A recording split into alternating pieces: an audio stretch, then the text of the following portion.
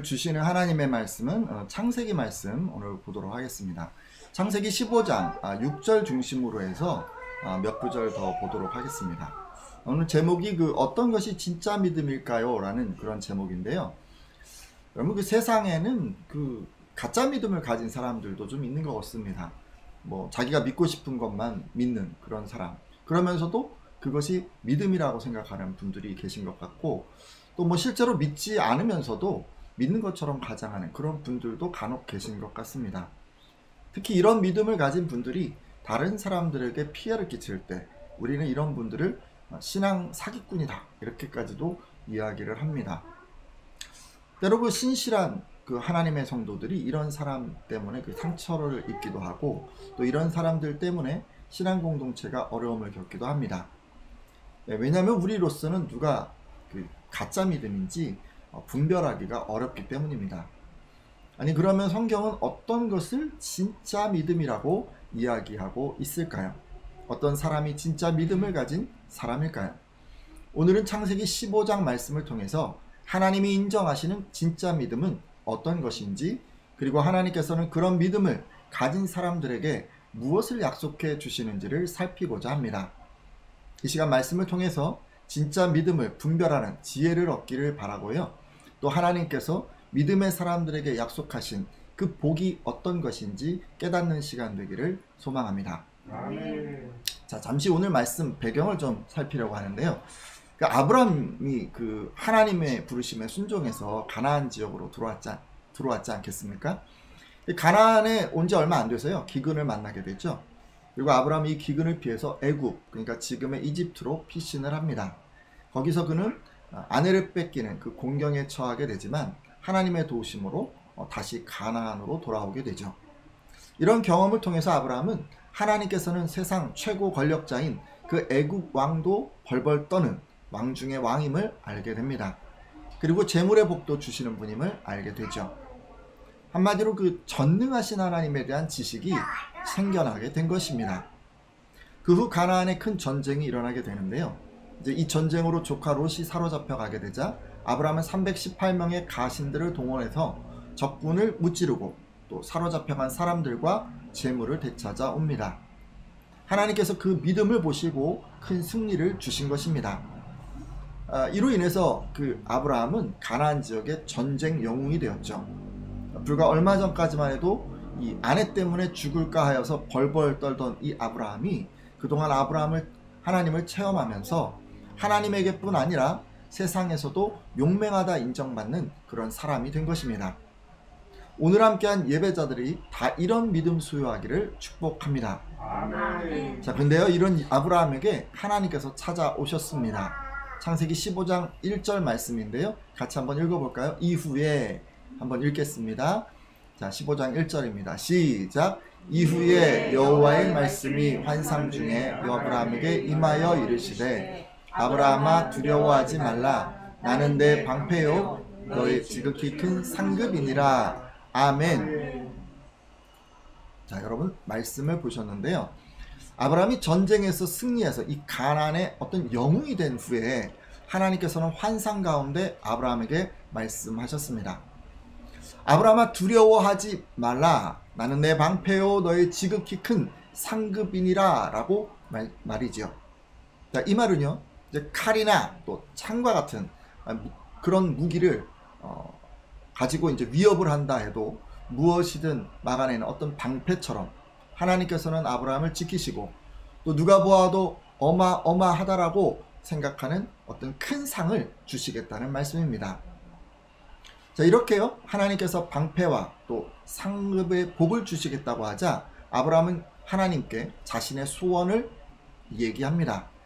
창세기 15장 2절에서 3절까지 말씀인데요, 이 부분 말씀은 제가 읽도록 하겠습니다. 좀 길죠? 자, 제가 읽습니다. 창세기 15장 2절에서 3절까지입니다.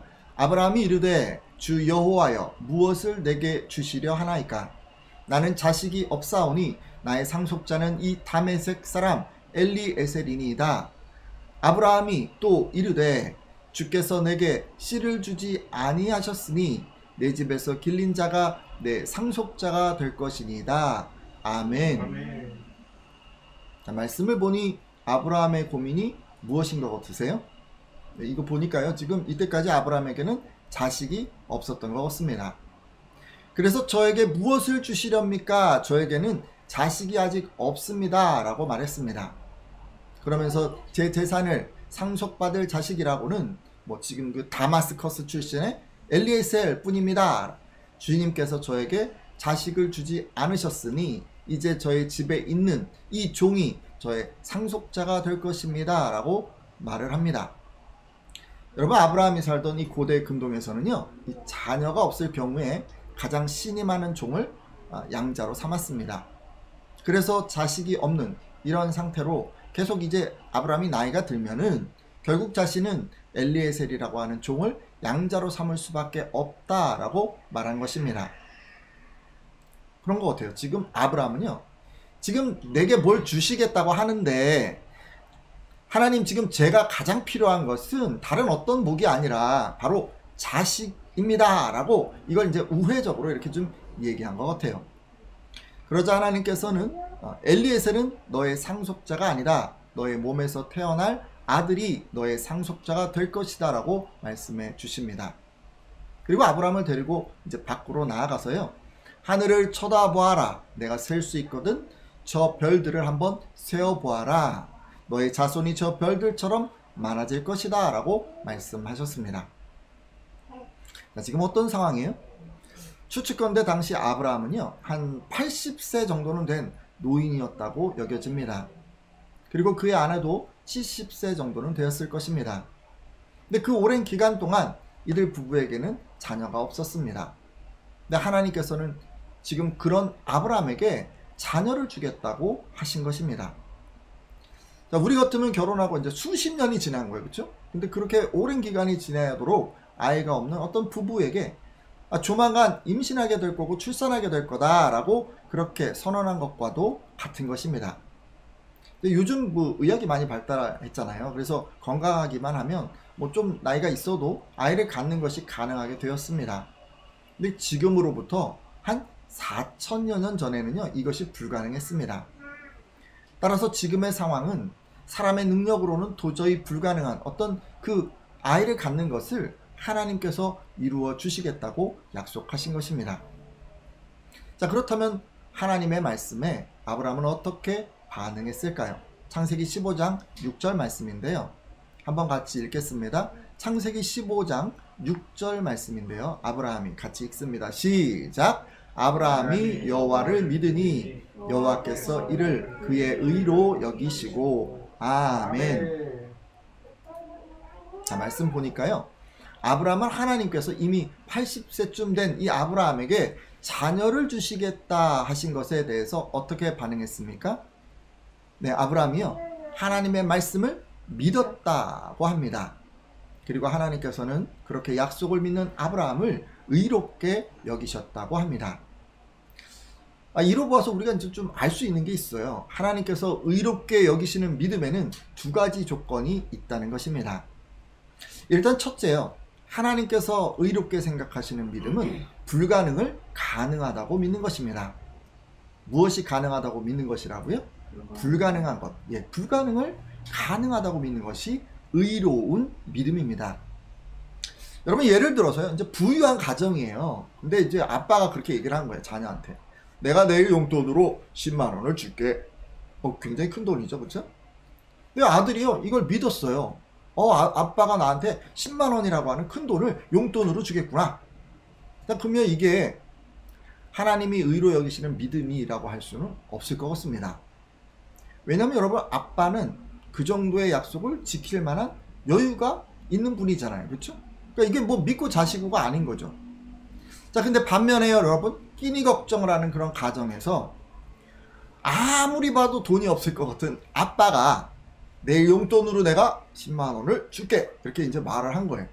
근데 아들이 이걸 믿는다면 이건 뭐예요? 하나님이 의로 여기시는 믿음이라고 할 수 있습니다.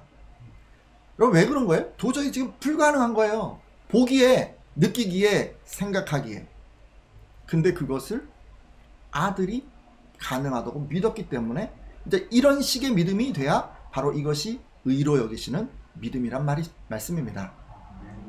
바로 이런 것처럼 하나님이 의로 여기시는 믿음은 누가 보아도 불가능한 것을 하나님이 말씀하셨기 때문에 가능하다라고 믿는 것을 말합니다. 오늘 함께한 예배자들에게 이런 믿음이 있기를 소망합니다. 아멘. 불가능을 가능하다고 믿는 이 믿음이 여러분 안에 있기를 축복합니다. 아멘. 근데 이제 돌아보면 우리는 뭐 이런 걸 쉽게 믿지는 못하잖아요. 불가능한 것들 가능하다라고 이게 쉽게 믿기가 참 쉽게 믿기가 어렵습니다. 흔히 그 신앙을 반대하는 가족이 하나님을 열심히 섬기게 될 것이다 라는 그런 믿음 우리는 갖기가 참 힘들고요. 직장에 나가면 완고한 직장 상사가 있는데 그 상사가 바뀌어서 사랑과 배려가 가득한 사람으로 변화될 수 있으리라는 것도 우리는 믿지 못합니다.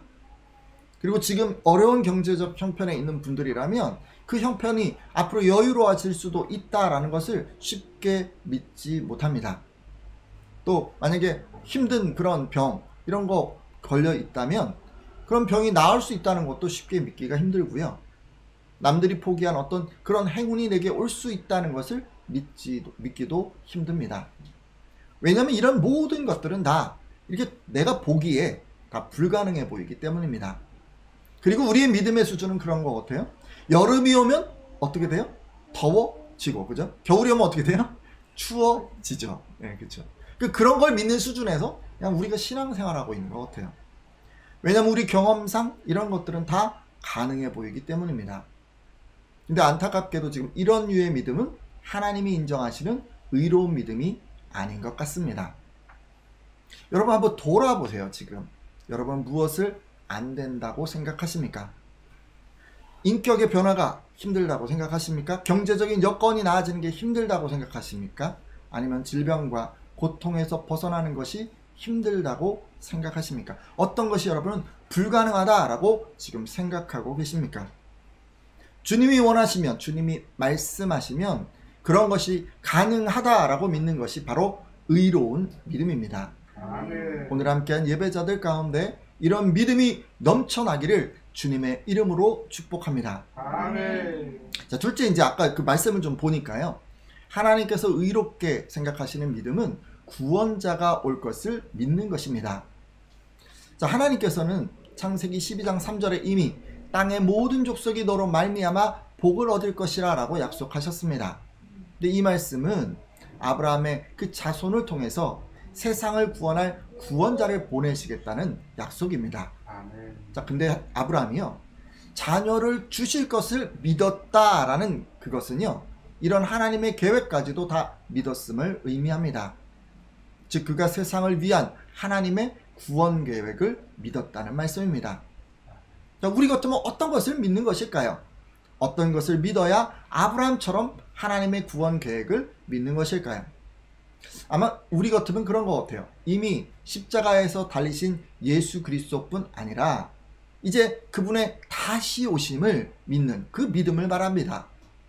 사실 우리 얼마 전에 데살로니가전서 설교에서 재림신앙을 다뤘습니다. 그러니까 바로 그 재림신앙으로 살아가는 것을 말하는 것이죠. 아멘. 주님의 다시 오심을 준비하면서 살아가는 신앙을 얘기하고 있습니다. 자, 그래야 하나님께서 의롭다 여기시는 믿음인 것입니다. 오늘 함께한 예배자들도 이런 재림신앙으로 살아가시기를 부탁드립니다. 아멘. 예수 그리스도의 다시 오심을 소망하고 또 준비하는 믿음이 여러분 안에 있기를 축복합니다. 아멘. 그렇다고 일상을 뒤로 하고 뭐 기도원에 들어가고 또 매일 예배와 기도만 하면서 이렇게 살라는 말씀이 아닙니다.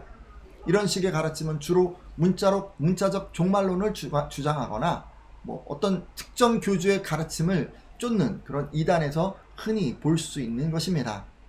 재림신앙은 그런 것이 아닙니다.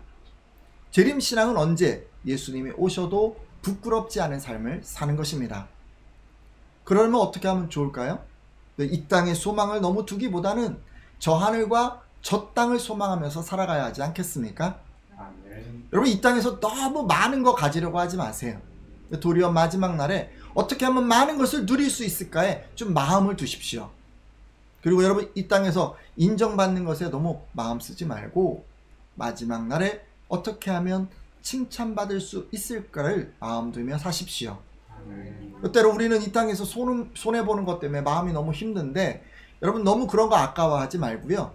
마지막 날에 어떻게 하면 그 하나님으로부터 더 받을 수 있을까를 기대하면서 여러분 사셔야 합니다.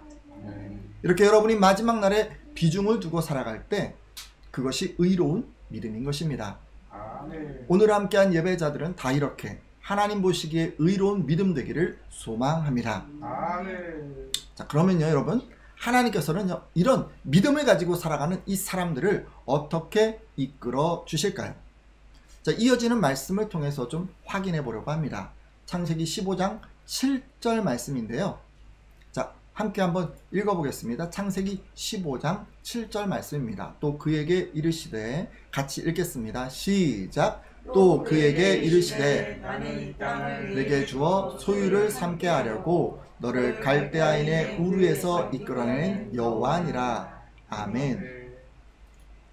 자, 보니까요 하나님께서는 나는 이 땅을 너에게 주려고 너를 갈대아 우르에서 이끌어낸 여호와다 라고 그렇게 선언을 하셨습니다. 그러니까 쉽게 말해서 믿음의 사람인 아브라함에게 지금 뭘 주겠다고 얘기를 하시고 있는 거예요? 땅을 주시겠다고. 땅을. 그죠? 사실 많은 분들이 이 구절 참 좋아합니다. 왜 그런 거예요? 하나님의 부르심은 뭘 동반하기 때문이에요? 땅을 주는 걸 동반하기 때문에 그래요.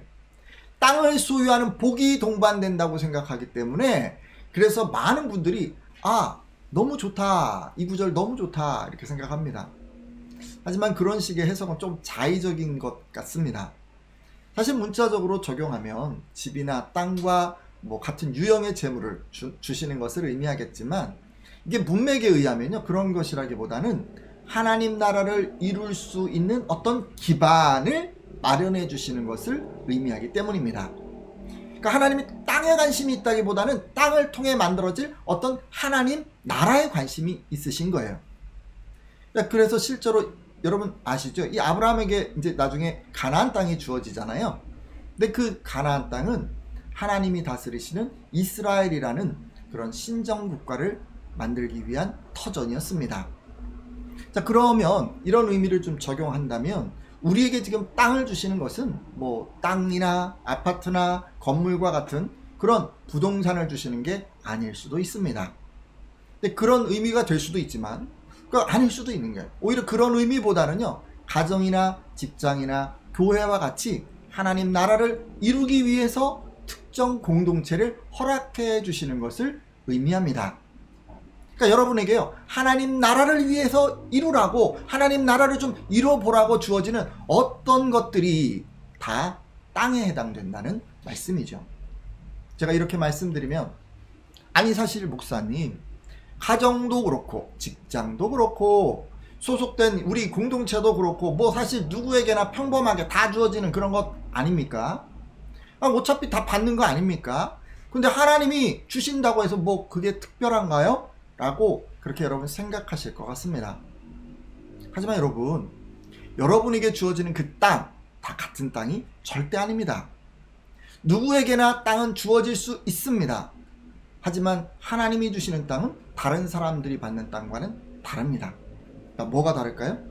하나님이 허락하신 땅이 어떤 곳인지 알아보기 위해서 말씀을 마지막으로 한 구절 더 보려고 합니다. 에스겔 20장 6절입니다. 에스겔 20장 6절 말씀인데요, 이 말씀 제가 읽도록 하겠습니다. 그날에 내가 내 손을 들어 그들에게 맹세하기를, 애굽 땅에서 인도하여 내어 그들을 위하여 찾아 두었던 땅, 곧 젖과 꿀이 흐르는 땅이요 모든 땅 중에 아름다운 곳에 이르게 하리라 하고. 아멘. 자, 여러분 이 말씀을 보면요, 아브라함에게 주시고 또 그의 자손인 그 이스라엘에게 주신 땅은 하나님께서요 이들을 위해서 미리 찾아 놓으신 땅이에요. 여러분 너무 놀랍지 않습니까? 이들에게 주려고 하나님이 다 여러 땅 중에서 좋은 땅을 찾아 놓으신 거예요. 그래서 그 땅을 젖과 꿀이 흐르는 땅이라고 표현을 했어요. 모든 것이 풍요롭고 또 기름진 땅이라는 것을 젖과 꿀로 표현한 것 같습니다. 자, 근데요 그 뒤로 눈에 띄는 표현이 하나 있습니다. 뭐였죠? 모든 땅 중에 아름다운 곳이라는 표현입니다. 이것은요, 모든 땅 중에서 가장 뛰어난 곳, 가장 좋은 곳, 가장 훌륭한 곳이라는 표현입니다. NIV 영어 성경은 The most beautiful 이라는 가장 아름답다 라고 이렇게 표현을 했고요. NASB 영어 성경은 glory, 여러분 영광, 영예 뭐 이런 뜻의 단어로 표현을 했습니다. 그러니까 만일 여러분 땅이 아니라 하나님께서 여러분에게 포도를 선물로 주신다고 가정을 한다면 어떤 포도예요? 그냥 포도가 아니라 요즘 비싼 포도 있죠. 좋은 포도, 샤인 머스켓 정도, 아마 그 정도의 최상품의 그런 포도를 주신 거예요. 만약에 고기를 선물로 주신다면 그냥 막 이렇게 정육점에서 파는 그런 소고기 절대 아닌 거예요. 한우 1등급 2 플러스 중에서도 가장 높은 등급인 몇 등급? 9등급. 9등급 정도의 고기를 여러분에게 주신 거예요, 여러분. 그냥 주는 게 아니에요. 그리고 진짜 땅이라면 여러분 어떤 땅 주신 거예요? 강남의 금싸라기 땅.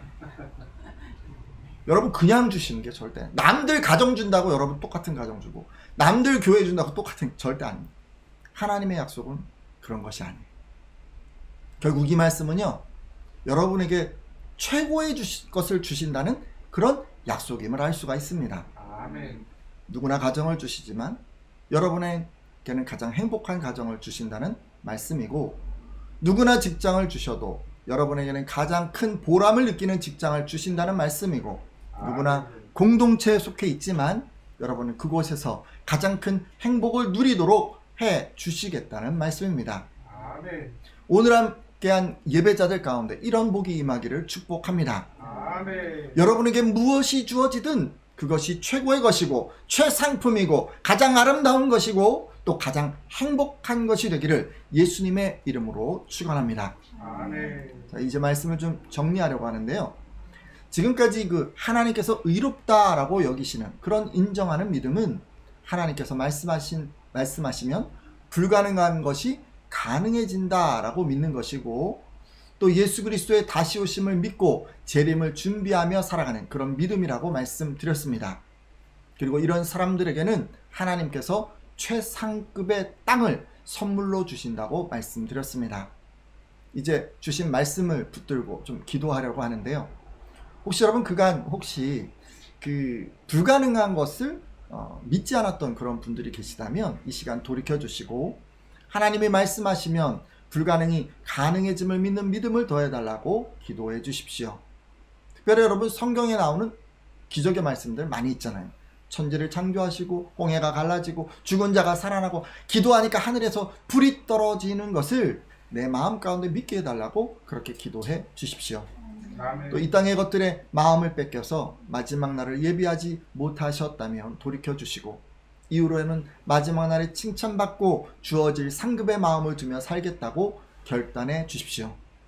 여러분 이렇게 결단하고 기도하시는 분들마다 하나님께서 땅을 주시되 모든 땅 중에서 가장 아름다운 땅을 상으로 주시리라 믿습니다. 아멘. 함께 잠깐 기도하겠습니다.